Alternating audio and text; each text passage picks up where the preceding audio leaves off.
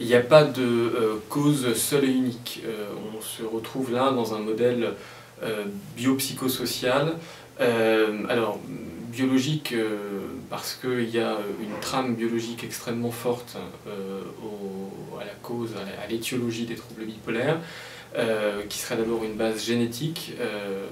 Pareil, il n'y a pas un seul gène. Je crois que le meilleur exemple de cela sont les études sur les jumeaux, où on sait que pour des jumeaux homozygotes, c'est-à-dire qui partagent 100% du génome, on a 40 à 50% de risque d'avoir les deux jumeaux qui seront atteints du trouble bipolaire.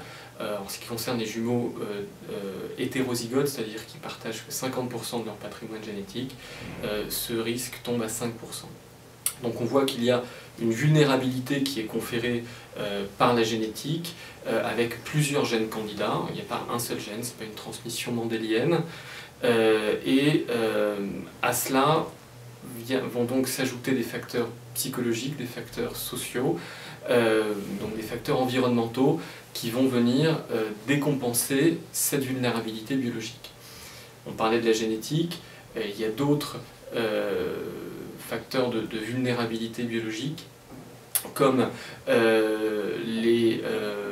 des pistes neuro-immunitaires, des pistes neurodéveloppementales, qui seraient une altération de la maturation du cerveau, des pistes aussi sur la chronobiologie, puisque on sait que les rythmes nictéméraux et le sommeil prennent une part importante dans le risque de décompensation d'humeur, et également des facteurs de risque plutôt liés à l'enfance, où on sait que des abus ou des négligences physiques ou émotionnelles durant l'enfance sont des facteurs de risque de troubles de l'humeur et donc de troubles bipolaires.